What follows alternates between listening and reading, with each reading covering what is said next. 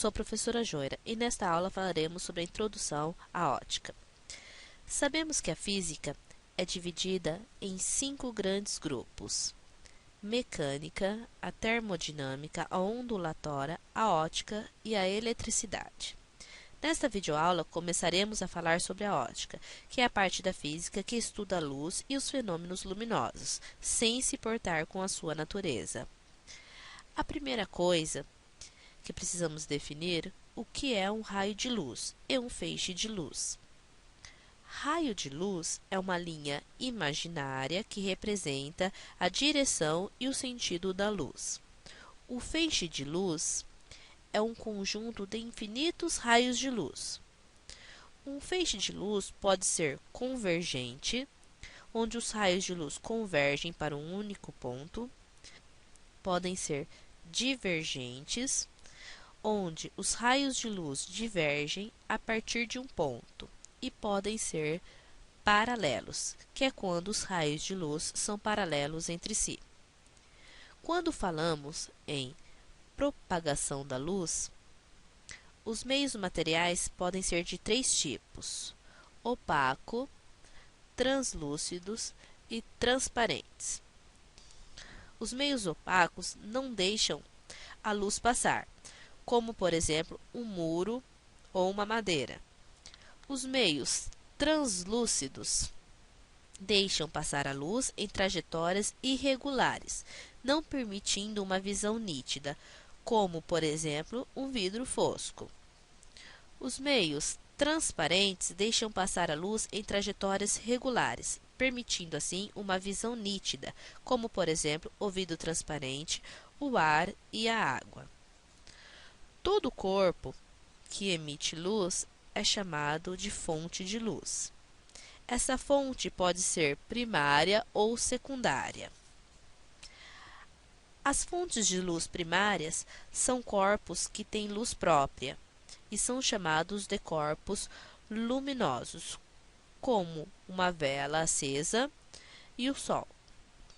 As fontes de luz secundárias são corpos que refletem a luz que recebem dos corpos luminosos e são chamados de corpos iluminados, como, por exemplo, a Lua e uma lâmpada apagada, e os demais corpos que podemos ver. Considerando uma fonte de luz, ela pode ser uma fonte de luz pontiforme ou extensa. Uma fonte de luz é chamada de pontiforme quando suas dimensões são desprezíveis em relação à distância do corpo que ela ilumina. Por exemplo, uma vela longe do objeto iluminado. Uma fonte de luz é chamada extensa quando suas dimensões são consideráveis em relação à distância do corpo que ela ilumina. Exemplo, uma vela próxima ao objeto iluminado. A ótica se baseia em 3 princípios. O princípio de propagação retilínea da luz, que diz que num meio homogêneo e transparente a luz se propaga em linha reta. O princípio da reversibilidade dos raios de luz, que diz o caminho percorrido pela luz independe do sentido de propagação. E o princípio da independência dos raios de luz, que diz que quando um raio de luz, ao se cruzar com outro, não interfere na sua propagação. Uma das evidências da propagação retilínea da luz é a formação de sombras e penumbras. Na figura, temos uma fonte pontiforme e uma esfera opaca. Por causa da propagação retilínea da luz, entre a esfera e o anteparo há uma região que não recebe a luz da fonte, formando assim uma sombra projetada no anteparo. Quando a fonte de luz é extensa, como por exemplo o filamento de uma lâmpada, entre a esfera e o anteparo teremos 2 regiões, uma em que a luz proveniente da fonte, a sombra, e outra que recebe apenas uma luz vinda da fonte, a penumbra. Um fenômeno que pode observar da Terra, que tem origem através da formação de sombra e penumbra é o eclipse. O eclipse é um fenômeno que envolve o Sol, a Lua e a Terra, podendo se manifestar de duas formas: eclipse solar e eclipse lunar. No eclipse solar, a sombra e a penumbra da Lua são projetadas na superfície da Terra, e isso dará origem ao eclipse, que pode ser total ou parcial. O eclipse será total para observadores que estiverem na região da sombra e parcial para os observadores que estiverem na região de penumbra. A luz solar, quando tangencia a Terra, faz com que uma sombra seja formada na parte de trás da Terra, denominada sombra da Terra. Quando a Lua entra nessa região, os observadores da Terra não conseguem mais enxergá-las. Dizemos então que ocorreu um eclipse lunar. Uma outra evidência de propagação retilínea da luz é a câmara escura de orifício. A câmara escura de orifício pode-se comparar a uma máquina fotográfica bem rudimentar. Uma câmara escura de orifício consiste em um equipamento formado por uma caixa de paredes totalmente opacas, sendo que no meio de uma das faces existe um pequeno orifício. Ao colocar-se um objeto de tamanho O de frente para o orifício, a uma distância P, nota-se que uma imagem refletida de tamanho I, que aparece na face oposta da caixa a uma distância P', mas de forma invertida. Dessa forma, a partir de uma semelhança de triângulos, podemos tirar a seguinte equação: o comprimento do objeto colocado diante da câmera, dividido pelo comprimento da imagem formada numa face da câmera, é igual à distância do objeto à câmera, dividido por P', que é a profundidade da câmera. Como já foi falado, o princípio da reversibilidade dos raios de luz diz que o caminho percorrido pela luz independe do sentido de propagação. Um exemplo disso é quando o motorista enxerga o passageiro através do espelho retrovisor e este também enxerga o motorista. Sabemos que o princípio da independência dos raios de luz diz que um raio de luz, ao se cruzar com outro, não interfere na sua propagação. Por exemplo, a figura mostra um feixe de luz cruzando com o outro e seguindo seu caminho como se o outro não existisse. Vamos agora realizar alguns exercícios. Exercício número 1.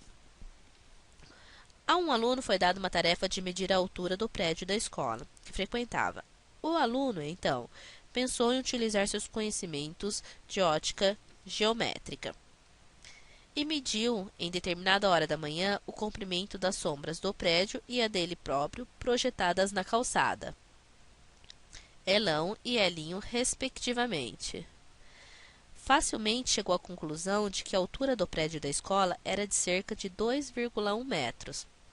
As medidas por ele obtidas para as sombras foram Elão igual a 10,4 metros e Elinho igual a 0,8 metros.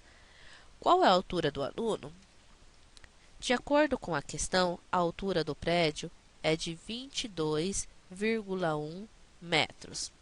A sombra projetada pelo prédio é de 10,4 metros e a sombra projetada pelo aluno é de 0,8 metros e queremos saber a altura do menino. Para isso, sabemos que a sombra é formada de acordo com o princípio de propagação retilínea da luz. Percebemos que formou dois triângulos semelhantes. Podemos tirar a seguinte equação: 22,1 metros está para H, assim como 10,4 metros está para 0,8 metros. Basta multiplicar em cruz e chegaremos que 10,4 vezes H é igual a 22,1 vezes 0,8. Passando 10,4 dividindo, temos que H é igual a 17,68 dividido por 10,4. Portanto, a altura do aluno é de 1,70 metros. Exercício Número 2. Uma câmara escura é uma caixa fechada, sendo uma de suas paredes feitas de vidro fosco, como mostra o desenho. No centro da parede oposta há um pequeno orifício F. Quando colocamos diante dele a certa distância um objeto luminoso, por exemplo, a letra P, vemos formar-se sobre o vidro fosco uma imagem desse objeto. A alternativa que melhor representa essa imagem é a letra A, B, C, D ou E. Para resolver este exercício, devemos lembrar que a câmara escura de orifício é uma evidência da propagação retilínea da luz, que consiste em um equipamento formado por uma caixa de paredes totalmente opacas, sendo que no meio de uma das faces existe um pequeno orifício. Ao colocar-se um objeto de tamanho O de frente para o orifício, a distância P, nota-se que uma imagem refletida de tamanho I, que aparece na face oposta da caixa, a uma distância P', mas de forma invertida. Portanto, a imagem formada na câmara escura de orifício é invertida e tem seus lados trocados entre direita e esquerda. Portanto, a alternativa B. Bibliografia consultada. Fonte das imagens. Encerramos nossa aula sobre a introdução à ótica e na próxima videoaula falaremos sobre a reflexão da luz e espelhos planos. Até lá!